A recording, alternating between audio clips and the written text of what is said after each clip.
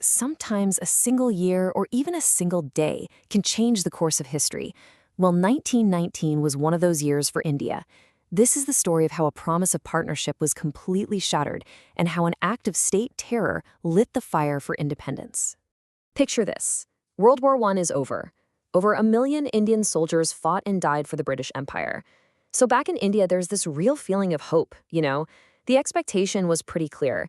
Britain would reward this incredible sacrifice with a real move towards self-government. But what they got instead, well, it was a slap in the face. So yeah, instead of gratitude, what India got was suspicion, repression. Let's dig into this massive gap between what was expected and what actually happened. So on one hand, you've got this powerful, totally reasonable expectation for political reform.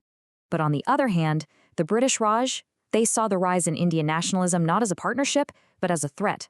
So their response?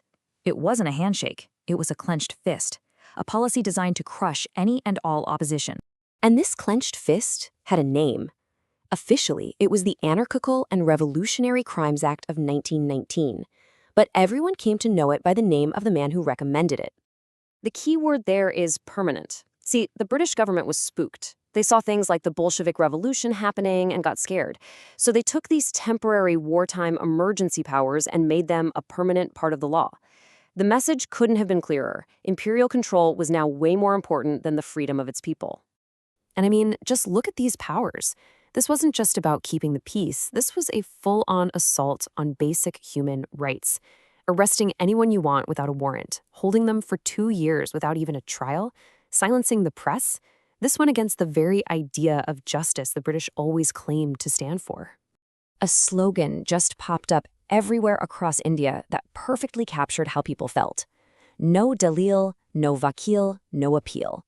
No argument, no lawyer, no appeal. It meant you could be snatched off the street and have absolutely no way to defend yourself. People started calling it the Black Act, and for good reason. Well, you can't push people this hard and not expect them to push back. Instead of crushing dissent, the Rowlatt Act actually united Indians from all walks of life in total, furious opposition. So let's look at how fast things escalated. First, you have a major political protest. Muhammad Ali Jinnah resigns his post, which is a huge deal. Then it goes to the streets. Mahatma Gandhi calls for a hartal, a nationwide strike that just brings the country to a halt. But it's in the city of Amritsar that all this tension is about to explode. What happens next in Amritsar isn't a protest, and it's not a riot. It's a calculated massacre, one that would be burned into the memory of the entire nation. So, set the scene. It's April 13th, the day of Massacre, a huge religious and cultural festival. A big crowd gathers at a place called Jalaliwala Bagh. It's basically a large public garden, but it's almost completely walled in. They're there to peacefully protest the arrest of their leaders. And this is crucial. A lot of them were villagers from out of town who had no idea the British had banned public gatherings. And then, Brigadier General Reginald Dyer arrives. He doesn't give a warning. He doesn't tell the crowd to leave. He marches his troops in, blocks the main exit, and gives the order to open fire on thousands of trapped, unarmed civilians. For 10 solid minutes, his soldiers fired 1,650 rounds directly into that panicked crowd. The official death counts, and everyone agrees this is a massive undercount, was nearly 400 people, men, women, and children. And over 1,200 were wounded. A curfew was then imposed, leaving the injured to die with no medical help. You know why the firing finally stops? Only one reason. The soldiers ran out of ammunition. The bloodshed was over. But the insult? Oh, that was just getting started. The official response to this massacre would turn out to be just as damaging as the bullets themselves. Okay, so the British government is facing a huge backlash, right? From India, from around the world. So they do what governments do. They set up an inquiry, the Hunter Committee.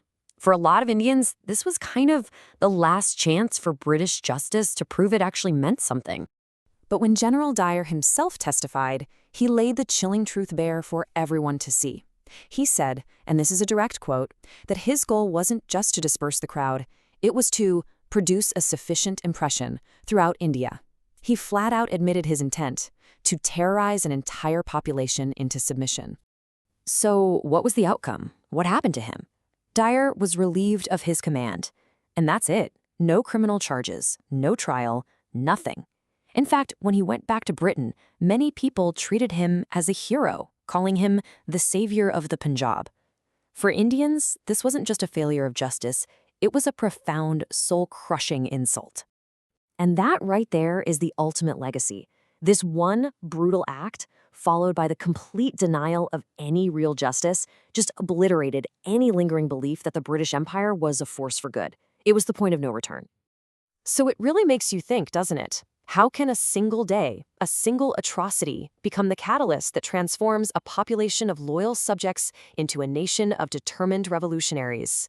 The answer, it seems, lies in the blood-soaked ground of Jallianwala Bagh.